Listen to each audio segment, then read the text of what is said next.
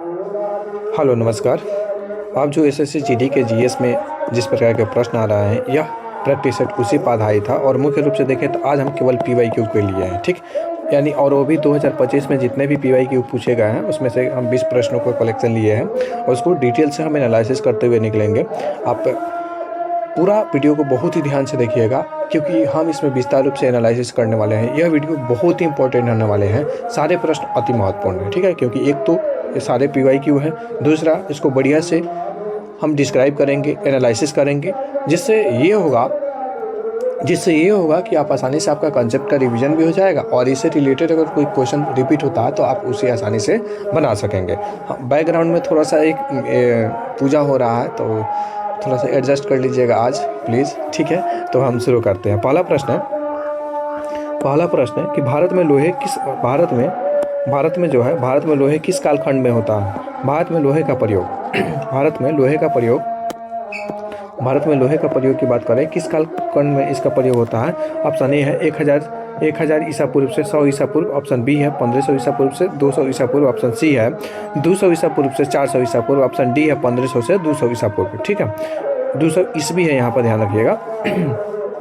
तो इसका जो सही जवाब है 1500 से 200 ईसा पूर्व। 1500 से 200 ईसा पूर्व। ईसा पूर्व उसको बोलते हैं, इसको इंग्लिश में बीसी भी बोलते हैं, बिफोर क्राइस्ट। जब काउंटिंग शुरू नहीं हुआ था, यानी आज 2026 है तो कभी ना कभी तो 1 रहा होगा, 2 रहा होगा, 3 रहा होगा, तो ऐसे ही काउंटिंग करते करते आज 2026 आया है। तो इसके पहले का जितना भी समय होता है उसको हम ईसा पूर्व बोलते हैं, यानी गिनती शुरू नहीं हुआ उसको हम क्या बोलते हैं, ईसा पूर्व बोलते हैं, ठीक है। तो भारत में लोहे खंड या लौह युग की शुरुआत की अगर हम बात करें या कालखंड की बात करें तो कब से कब तक रहता है, तो 1500 बीसी से और 200 बीसी तक रहता है, यानी 1500 ईसा पूर्व से 200 ईसा पूर्व तक रहता है, ठीक है। 1500 ईसा पूर्व से क्या हड़प्पा सभ्यता के समय में लोहे का प्रयोग किया जाता था, तो नहीं प्रयोग किया जाता था। हड़प्पा सभ्यता के समय में लोहे का प्रयोग नहीं किया जाता था, ठीक। अच्छा, ऋग्वैदिक काल आप जानते हैं कि 1500 बीसी से 600 बीसी तक चलता है। क्या 1500 बीसी से 600 बीसी तक चलता है, जिसमें 2 प्रकार के ऋग्वैदिक काल होते हैं। एक तो पूर्व वैदिक काल और दूसरा उत्तर वैदिक काल। यानी 1500 से 1000 जो बीसी तक का समय होता है वो पूर्व वैदिक काल होता है, और उसके बाद जो 1000 बीसी से 600 बीसी तक का जो समय होता है वो होता है उत्तर वैदिक काल, ठीक। इस काल में लोहे के लिए अयस्क शब्द का प्रयोग किया जाता था। किस शब्द का प्रयोग किया जाता था, तो अयस्क शब्द का प्रयोग किया जाता था, ठीक है। और इसी शब्द अयस्क से अयस्क बना हुआ है, ठीक है। लोहे से कृषि उपकरणों का विकास हुआ। अब लोहा का जब प्रयोग शुरू हो गया तो उससे क्या होता है कि कृषि से संबंधित जो उपकरण होते थे, जैसे हल हो गया, फार हो गया, ये सब बनाया जाना शुरू किया गया, ठीक। युद्ध में हथियार के रूप में लोहा का प्रयोग करना शुरू कर दिया गया, जैसे तलवार के रूप में या फिर भाला के रूप में इसका प्रयोग करना शुरू कर दिया जाता है। और इसी समय में क्या होता है, महाजनपदों का उदय होता है। लोहे से जंगलों की कटाई संभव होती है और इसका विस्तार सबसे तेजी से कहाँ होता है, तो सबसे तेजी से उत्तरी भारत में होता है। सबसे तेजी से कहाँ से होता है, तो उत्तरी भारत में होता है, ठीक। अगर हम लौह युग की बात करते हैं तो मुख्य रूप से लौह युग में 3 कालखंड आते हैं। क्या 3 कालखंड आते हैं, कौन कौन होते हैं और इससे देख लेते हैं, और भी रिलेटेड कौन कौन से प्रश्न पूछे गए हैं सारे को देखेंगे। तो जो लौह युग होता है, एक तो प्रारंभिक लौह युग होता है। क्या एक तो प्रारंभिक लौह युग होता है, दूसरा मध्य लौह युग होता है, मध्य लौह युग होता है, और तीसरा होता है उत्तर लौह युग। क्या उत्तर लौह युग होता है। प्रारंभिक लौह युग का समय कब से कब माना जाता है, तो 1500 से 1000 ईसा पूर्व। 1500 से 1000 ईसा पूर्व ये प्रारंभिक लौह युग का समय माना जाता है, 1000 ईसा पूर्व, ठीक है। एक और जीरो रहेगा यहाँ पर। उसके बाद अगर हम बात करते हैं कि मध्य लौह युग का समय कब से कब तक रहता है, तो 1000 से 600 ईसा पूर्व तक रहता है, 1000 से 600 ईसा पूर्व तक रहता है, ठीक।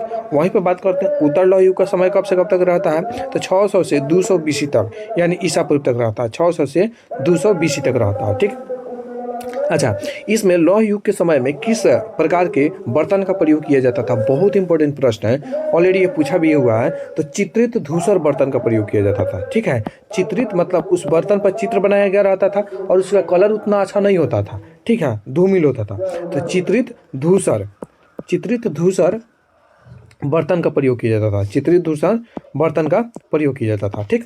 उसके बाद अगर हम बात करते हैं कि मध्य लौह युग में आरंभिक शहरी नियोजन का साक्ष्य मिला है। क्या मध्य जो लौह युग है ना, मध्य जो लौह युग है, इसमें किस चीज़ का साक्ष्य मिला है? तो इसमें साक्ष्य मिला है आरंभिक शहरी नियोजन का। आरंभिक शहरी नियोजन का साक्ष्य किस युग से मिला है? तो मध्य लौह युग से। आरंभिक शहरी नियोजन का साक्ष्य, शहरी नियोजन का साक्ष्य मिला है। शहरी नियोजन का साक्ष्य मध्य लौह युग से मिला है। ठीक है, मध्य लौह युग से मिला है नियोजन का साक्ष्य। ठीक, उसके बाद अगर हम बात करते हैं कि उत्तर लौह युग का साक्ष्य जो है कहाँ मिला है? उत्तर लौह युग का साक्ष्य तो कौशाम्बी में मिला है। कौशाम्बी में, उत्तर प्रदेश का एक कौशाम्बी स्थल है, वहाँ मिला है। ठीक है, अब हम बढ़ते हैं नेक्स्ट प्रश्न पर। 2 नंबर प्रश्न है, प्राग ऐतिहासिक काल के वर्गीकरण के लिए 3 काल प्रणाली की अवधारणा किसके द्वारा विकसित की गई? ठीक है, प्राग ऐतिहासिक काल, सबसे पहले प्राग ऐतिहासिक काल उस काल को कहते हैं जिसमें लोग लिखना या पढ़ना नहीं जानते थे। क्या? जिसमें लोग लिखना या फिर पढ़ना नहीं जानते थे। वे लिखना और पढ़ना नहीं जानते थे, लिखना और पढ़ना ये नहीं जानते थे। ठीक है, प्राग ऐतिहासिक काल। ठीक है, एक आद्य ऐतिहासिक काल होता है। एक आद्य ऐतिहासिक काल होता है, ये ऐसा काल होता है जिसमें लोग लिखना तो जानते थे, पढ़ना लिखना तो जानते थे, लेकिन उनका जो लिखा हुआ भाषा है वो अब तक नहीं पढ़ा गया है। आद्य ऐतिहासिक काल में, आद्य ऐतिहासिक काल में, जैसे सिंधु घाटी सभ्यता किस काल का है? तो आद्य ऐतिहासिक काल का ही। उसके बाद जो तीसरा है वो होता है ऐतिहासिक काल। ऐतिहासिक काल में जो कुछ भी लिखा गया, जो भी लिखा गया उसको आसानी से क्या कर लिया गया है? पढ़ लिया गया है। ऐतिहासिक काल के जितने भी साक्ष्य मिले हैं उसको आसानी से क्या कर लिया गया है? तो पढ़ लिया गया है। तो ये प्राग ऐतिहासिक काल का जो वर्गीकरण होता है 3 कालखंडों में करने वाले वैज्ञानिक का नाम कौन था? तो ये थे क्रिश्चियन जुर्गेन्सन थॉमसन। अगर आपको आंसर पहले से पता होगा तो आप कमेंट करते चलिएगा। ठीक, अगर आपको आंसर पहले से पता होगा तो आप कमेंट करते चलिएगा। इसको सीजे थॉमसन भी बोलते हैं। क्या? सीजे थॉमसन भी बोलते हैं। ठीक है, लेकिन एक केमिस्ट्री में आता है, वो थॉमसन इलेक्ट्रॉन के खोज किए थे। और ये जो थॉमसन है, ये क्रिश्चियन जुर्गेन्स थॉमसन, ये क्या करते हैं? प्राग ऐतिहासिक काल का वर्गीकरण करते हैं कि कितने में? तो 3 काल प्रणाली में वर्गीकरण करते हैं। कितने में? तो 3 काल प्रणाली में वर्गीकरण करते हैं। कौन कौन सा? अगर हम कौन कौन सी बात करते हैं, थोड़ा सा मिटा ले इसको। ठीक है, तो एक तो करते हैं, अगर हम प्राग ऐतिहासिक काल का वर्गीकरण की बात करें, प्राग ऐतिहासिक काल की वर्गीकरण की बात करें, प्राग ऐतिहासिक काल की वर्गीकरण की बात करें तो 3 काल, एक तो पाषाण काल और दूसरा ताम्रपाषाण काल या फिर ताम्र युग, और तीसरा लौह युग। क्या? तीसरा लौह युग। ठीक है, ये जो समय कालखंड रहा, ये प्राग ऐतिहासिक काल में रखने वाले वैज्ञानिक कौन है? रखने वाले इतिहास कौन है? तो क्रिश्चियन जुर्गेन्सन थॉमसन है। कौन है? तो क्रिश्चियन जुर्गेन्सन थॉमसन इतिहासकार ऐसे हैं जिन्होंने क्या किया था कि प्राग ऐतिहासिक काल का वर्गीकरण 3 कालखंडों में किया, 3 भागों में किया। पहला पाषाण काल, दूसरा ताम्र युग, ठीक है, और तीसरा लौह युग। लौह युग का कालखंड कब से कब माना जाता है? तो 1500 BC से 200 BC तक माना जाता है। ध्यान रखिएगा, 1500 BC से 200 BC तक माना जाता है। ठीक, उसके बाद हम अगले प्रश्न की बात करते हैं कि 1290 से 1320 के दौरान किस वंश ने शासन किया? 1290 से 1320 के दौरान किस वंश ने शासन किया? तो ऑप्शन ए है खिलजी, ऑप्शन बी है सुल्तानी, ऑप्शन सी है तुगलक, ऑप्शन डी है गुलाम वंश। तो अगर आपको आंसर पता होगा तो आप कमेंट कर सकते हैं। ठीक है, तो अगर हम इसकी बात करते हैं कि 1290 से 1320 तक खिलजी वंश ने शासन किया। ठीक है, खिलजी वंश ने शासन किया। ठीक है, खिलजी वंश का संस्थापक कौन था? तो जलालुद्दीन खिलजी था। जलालुद्दीन खिलजी था। ठीक, इसका संस्थापक कौन था? तो जलालुद्दीन खिलजी था। ठीक, प्रमुख शासक की अगर हम बात करें, प्रमुख शासक कौन था? तो प्रमुख शासक अलाउद्दीन खिलजी था। प्रमुख शासक कौन था? तो अलाउद्दीन खिलजी था। अलाउद्दीन खिलजी था। इसको सिकंदर ए सानी का उपाधि इसने धारण किया था। द्वितीय सिकंदर के रूप में भी जाना जाता है। सिकंदर ए सानी का उपाधि धारण किया हुआ था। सिकंदर ए सानी का उपाधि, सिकंदर ए सानी का उपाधि यह धारण किया हुआ था। उसके बाद इसका महत्वपूर्ण अगर हम पॉइंट की बात करते हैं तो बाजार नियंत्रण नीति को सबसे पहले लागू करने वाला यही शासक रहता है। बाजार नियंत्रण नीति। ठीक है, बाजार नियंत्रण नीति। और इसने क्या किया कि जो उत्तर से जो मंगोल का आक्रमण हो रहा था उसको रोक दिया, और सबसे ज़्यादा मंगोल का आक्रमण इसी के समय में होता है। ठीक है, कर प्रणाली में यह सुधार करता है और मूल्य नियंत्रण लागू करता है। क्या? मूल्य नियंत्रण लागू करता है। मूल्य नियंत्रण लागू करता है। मूल्य नियंत्रण को क्या करता है? यह लागू करता है। ठीक है, उसके बाद बात करते हैं, इसका जो प्रशासन होता है बहुत ही कठोर होता है, और सबसे कम समय तक शासन करने वाला यही वंश रहता है, खिलजी वंश रहता है। ठीक है, सबसे ज़्यादा समय तक कौन सा वंश शासन करता है? तो तुगलक वंश करता है। तुगलक वंश करता है। ठीक है, सबसे ज़्यादा दिन तक शासन कौन करता है? तो तुगलक वंश करता है। अगर हम गुलाम वंश की बात करें, ठीक है, तो इसके संस्थापक कौन थे आपको कमेंट करके बताना है। ठीक है, इसके संस्थापक कौन थे आपको कमेंट करके बताना है। ठीक, उसके बाद बात करते हैं 4 नंबर में, अमृतसर की संधि कब हुई? अमृतसर की संधि कब होती है? तो इसका अगर आंसर पता होगा तो आप कमेंट कर सकते हैं। 1809 में, कि 1808 में, कि 1811 में, कि 1810 में। अमृतसर की संधि कब होती है? तो 1809 में होती है। किसके किसके बीच में होती है? चार्ल्स मेटकॉफ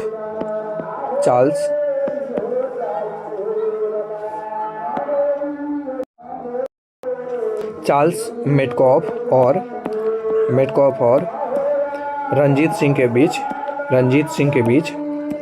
रंजीत सिंह के बीच क्या होता है? अमृतसर की संधि होता है। रंजीत सिंह के बीच अमृतसर की संधि होता है। इसमें किस नदी को अंग्रेज और पंजाब का सीमा बना दिया गया? तो सतलज नदी को। कौन सा नदी था? तो सतलज नदी था। ठीक है, सतलज का पुराना नाम क्या होता है, मतलब प्राचीन नाम? तो शत्रुदी होता है, शत्रुदी। ठीक, उसके बाद बात करते हैं जो रंजीत सिंह थे किस मिसल के थे? तो शुकर चकिया मिसल के थे। किस मिसल के थे? तो शुकर चकिया मिसल के थे। इनके पिताजी कौन थे? उतना इम्पोर्टेंट नहीं है। ठीक है, ये शुकर चकिया मिसल के थे। ठीक, और एक और अमृतसर की संधि होती है, ध्यान रखिएगा, एक और अमृतसर की संधि होती है 16 मार्च 1846 को। ठीक है, वो राजा दिलीप सिंह के साथ होता है। ठीक है, 16 मार्च 1846 को होता है। 16 मार्च 1846 को होता है। 16 मार्च 1846 को होता है। उसके बाद क्या कर लिया जाता है? पंजाब को ब्रिटिश शासन में मिला लिया जाता है 16 मार्च 1846 को। ओके, उसके बाद बात करते हैं कि गांधी इरविन समझौता किस वर्ष हस्ताक्षरित किया गया, मतलब कब सिग्नेचर किया जाता है? गांधी इरविन समझौता पर कब हस्ताक्षर किया जाता है? तो ऑप्शन ए है 1921 में, ऑप्शन बी है 1911 में, ऑप्शन सी है 1941 में, या फिर ऑप्शन डी है 1931 में। आंसर पता है तो आप कमेंट कीजिए, थोड़ा सा हम टाइम देते हैं। आंसर अगर पता है आपको तो आप कमेंट कर सकते हैं। गांधी इरविन समझौता आखिर कब होता है? तो गांधी इरविन समझौता कब होता है? 1931 में होता है। गांधी इरविन समझौता कब होता है? 1931 में होता है। ठीक है, और ये द्वितीय गोलमेज सम्मेलन से पहले होता है। कब? द्वितीय गोलमेज सम्मेलन से पहले होता है। प्रथम गोलमेज सम्मेलन कब हुआ था? प्रथम गोलमेज सम्मेलन की बात करते हैं तो प्रथम जो गोलमेज सम्मेलन था वो होता है 1930 में। 1930 में होता है प्रथम गोलमेज सम्मेलन। प्रथम गोलमेज सम्मेलन होता है 1930 में। ठीक, गोलमेज सम्मेलन 1930 में होता है। द्वितीय अगर गोलमेज सम्मेलन की बात करते हैं तो 1931 में होता है। तृतीय गोलमेज सम्मेलन की बात करते हैं तो 1932 में होता है।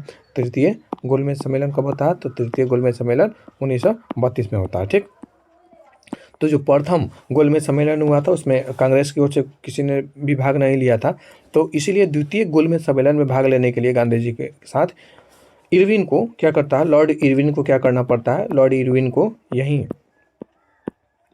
समझौता करना पड़ता है। इसका एक और नाम है दिल्ली समझौता के नाम से भी जानते हैं। इसको किस नाम से जानते हैं? तो दिल्ली समझौता के नाम से भी जानते हैं। इसको दिल्ली समझौता के नाम से भी जानते हैं हम। ठीक है, इसी में गांधी जी ने बहुत सारी मांग रखी, लेकिन इसमें जो भगत सिंह को फांसी न देने की मांग थी उसको ठुकरा दिया गया, और गांधी जी उस पर ज़्यादा जोर दिए भी नहीं।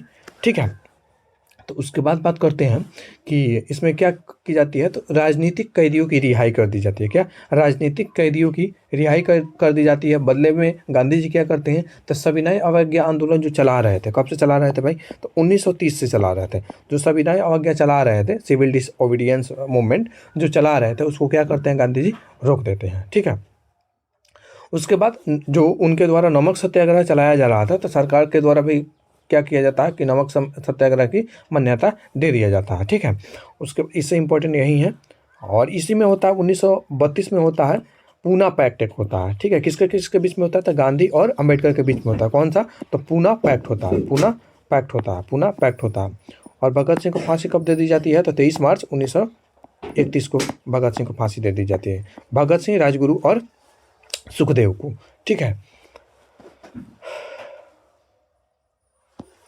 उसके बाद बात करते हैं अगला प्रश्न है, कौन सा नंबर है ये था, 5वां नंबर था, अच्छा तो ये 6ठा नंबर है। ठीक है, यहाँ नंबरिंग थोड़ा गड़बड़ हो गया। ये 6ठा नंबर प्रश्न है, उस क्रिया का नाम कहने के लिए एक शब्द का उपयोग किया जाता है जिससे झीलों और नदियों का पानी वाष्प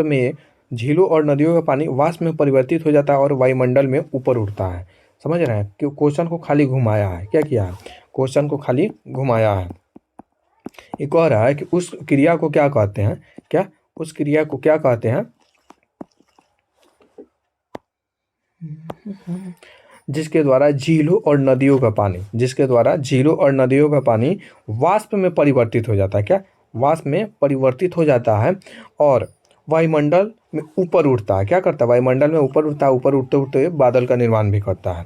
तो उस प्रक्रिया को कह रहा है कि क्या कहा जाता है, वर्षण कहा जाता है कि संवहन कहा जाता है कि परासरण कहा जाता है कि वाष्पीकरण कहा जाता है।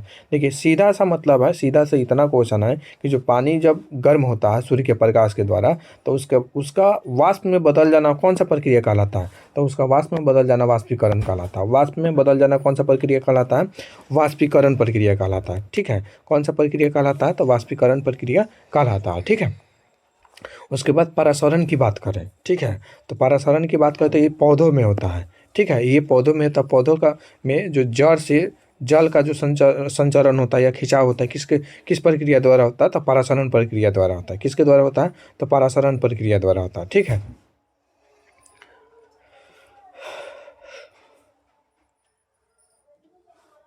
और जल कितने डिग्री सेल्सियस पर गर्म होता है, तो 100 डिग्री सेल्सियस पर गर्म होता है। और कितना डिग्री पर ये पिघल मतलब ये हो जाता है, बर्फ जम जाता है, तो 0 डिग्री सेल्सियस पर बर्फ बन जाता है। ठीक है, 0 डिग्री सेल्सियस पर बर्फ बन जाता है। एक ऊर्ध्वपातन होता है जिसमें क्या किया जाता है, जब पदार्थ को गर्म किया जाता है तो सीधा ठोस से गैस में परिवर्तित हो जाता है। क्या सीधा ठोस से गैस में परिवर्तित हो जाता है। उसमें कपूर हो गया, आयोडीन हो गया और नैप्थलीन आता है। कपूर, आयोडीन और नैप्थलीन आता है। कपूर, आयोडीन और नैप्थलीन आता है। ठीक है, ऊर्ध्वपातन में। ठीक है, ऊर्ध्वपातन में। ठीक, संघनन क्या होता है, तो अगर हम संघनन की बात करें, अगर हम संघनन की बात करते हैं तो संघनन वह प्रक्रिया होता है जिसमें वाष्प क्या हो जाता है, जल में परिवर्तित हो जाता है। जिसमें वाष्प क्या हो जाता है, वाष्प जल में परिवर्तित हो जाता है। वाष्प जो होता है जल में परिवर्तित होता है, जल में परिवर्तित होता है, संघनन हो गया। ठीक है, चलिए आगे बढ़ते हैं। अगला प्रश्न, ब्रह्मपुत्र नदी हिमालय के किस क्षेत्र से निकलती है। ब्रह्मपुत्र नदी है वो हिमालय के किस क्षेत्र से निकलती है। ये अगर हिमालय है, ठीक है, तो ब्रह्मपुत्र नदी की बात हो रहा है कि ब्रह्मपुत्र नदी हिमालय के किस क्षेत्र से निकलती है। तो जैसा कि जानते हैं कि ये चीन के चेमायुंगडुंग, ठीक है, जो मानसरोवर है उसी से ये निकलती है। ठीक है, और ये भारत में प्रवेश करती है। तो ऊपर से भारत में प्रवेश करती है तो ऊपरी जो डायरेक्शन होता है, सीधा डायरेक्शन से प्रश्न पूछ दिया गया दिशा से, तो ये किस दिशा से निकलती है, तो उत्तर दिशा से निकलती है। किस दिशा से निकलती है, तो यह उत्तर दिशा से निकलती है। ठीक है, ये किस दिशा से निकलती है, तो यह उत्तर दिशा से निकलती है। ठीक है, ब्रह्मपुत्र नदी। और भारत में सबसे लंबी नदी कौन सा है भारत में बहने वाली, तो गंगा है, 25 किलोमीटर है। ठीक है, 25 किलोमीटर उसकी लंबाई है। भारत में अरुणाचल प्रदेश में सबसे पहले जब प्रवेश करती है तो किस राज्य में प्रवेश करती है, अरुणाचल प्रदेश में प्रवेश करती है। अरुणाचल प्रदेश में प्रवेश करती है। ठीक है, उसके बाद बात करते हैं कि यह असम की प्रमुख नदी है। क्या असम की यह प्रमुख नदी है। और बांग्लादेश में जब ये गंगा के साथ मिल जाती है, ठीक है, बांग्लादेश में जब गंगा के साथ मिल जाती है तो इसको जमुना कहते हैं। क्या कहते हैं, जमुना कहते हैं। ठीक है,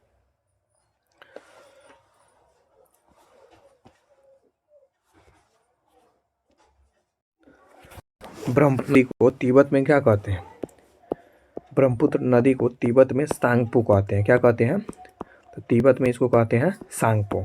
ठीक है, तिब्बत में इसको किस नाम से जानते हैं, तो सांगपो नाम से जानते हैं। ठीक है, यह भारत में नामचा बरवा चोटी को काट कर प्रवेश करती है। किस चोटी को, तो नामचा बरवा चोटी को काट कर प्रवेश करती है। ठीक है, नामचा बरवा चोटी को काट कर प्रवेश करती है और इसे जब प्रवेश करती है भारत में तो दिहांग कहा जाता है। किस नाम से जाना जाता है? तो दिहांग नाम से जाना जाता है। ठीक है, दिहांग नाम से जाना जाता है। यह भारत में नामचा पर्वत से हो गया। सदिया नगर में 2 सहायक नदियाँ इसकी मिलती है। अगर हम इसकी सहायक नदी की बात करें तो एक तो दिबांग है और दूसरा लोहित है। दिबांग और लोहित। अगर हम इसकी सहायक नदी की बात करते हैं तो दिबांग है, लोहित है, दिबांग है, लोहित है, ठीक, सुबनासिरी है, धनसिरी है, तीस्ता है, सुबनासिरी है, धनसिरी है, सुबनासिरी, धनसिरी और तीस्ता है। सुबनासिरी, धनसिरी और तीस्ता है। ठीक, उसके बाद जो दुनिया का सबसे बड़ा नदी द्वीप माजुली द्वीप है, किस नदी पर है? तो इसी नदी पर, यानी ब्रह्मपुत्र नदी पर ही है। किस नदी पर है? ब्रह्मपुत्र नदी पर ही है। ठीक है, और जब दिहांग में दोनों नदियाँ मिल जाती हैं, कौन कौन? जब दिहांग में दोनों नदियाँ मिल जाती हैं, ठीक है, दिबांग और लोहित, तब इसका नाम क्या हो जाता है? ब्रह्मपुत्र हो जाता है। तब इसका नाम क्या हो जाता है? ब्रह्मपुत्र हो जाता है। ठीक, मूल संविधान में कितनी अनुसूचियाँ थी? तो मूल संविधान में 8 अनुसूचियाँ थी। अब कितनी अनुसूचियाँ हैं? तो 12 अनुसूचियाँ है। कितना जोड़ा गया है? तो 4 अनुसूचियाँ को क्या किया गया है? जोड़ा गया है। ठीक है, जो 8वीं अनुसूची है किस चीज़ से संबंधित है? भाषा से संबंधित है। 8वीं अनुसूची किस चीज़ से संबंधित है? भाषा से संबंधित है। जो 4थी अनुसूची है राज्यसभा में सीटों की संख्या से संबंधित है। राज्यसभा में सीटों की संख्या से संबंधित है। ठीक है, जो उसके बाद बात करते हैं जो 5वीं अनुसूची है, 5वीं अनुसूची वो क्या है? अनुसूचित जाति और जनजाति के क्षेत्रों के प्रशासन से संबंधित है। 6ठी अनुसूची किससे संबंधित है? असम, मेघालय, त्रिपुरा और मिजोरम से संबंधित है। असम, मेघालय, त्रिपुरा और मिजोरम से संबंधित है। ठीक, उसके बाद बात करते हैं यदि लोकसभा में 352 के अंतर्गत राष्ट्रीय आपातकाल लागू हो तो संसद विधानसभा का कार्यकाल एक बार में कितना बढ़ा सकता है? ठीक है, अगर 352 ये राष्ट्रीय आपातकाल है, अगर 352 के अंतर्गत राष्ट्रीय आपातकाल लागू हो, ठीक है, अगर 352 के अंतर्गत राष्ट्रीय आपातकाल लागू हो तो संसद विधानसभाओं का कार्यकाल एक बार में 1 साल तक बढ़ाया जाता है। एक बार में कितना साल तक बढ़ाया जा सकता है? कितना दिन तक बढ़ाया जा सकता है? तो 1 साल या फिर 12 महीने तक बढ़ाया जा सकता है। 12 महीने तक बढ़ाया जाता है। ठीक है, 1 साल या 12 महीने तक बढ़ाया जा सकता है। उसके बाद बात करते हैं भारतीय प्रेस अधिनियम किस वर्ष पारित किया गया? भारतीय प्रेस अधिनियम किस वर्ष पारित किया गया? तो इसका जो सही जवाब है 1910 में। भारतीय प्रेस अधिनियम किस वर्ष पारित किया जाता है? तो 1910 में पारित किया जाता है। वर्नाक्यूलर प्रेस एक्ट कब आता है? तो 1978 में आता है। वर्नाक्यूलर प्रेस एक्ट कब आता है? तो 1978 में आता है। और इसको समाप्त किसने किया था? तो रिपन ने किया था। और लागू किसने किया था? तो लीटन ने लागू किया था। कब लागू किया था? तो 1878 में किया था। ठीक है।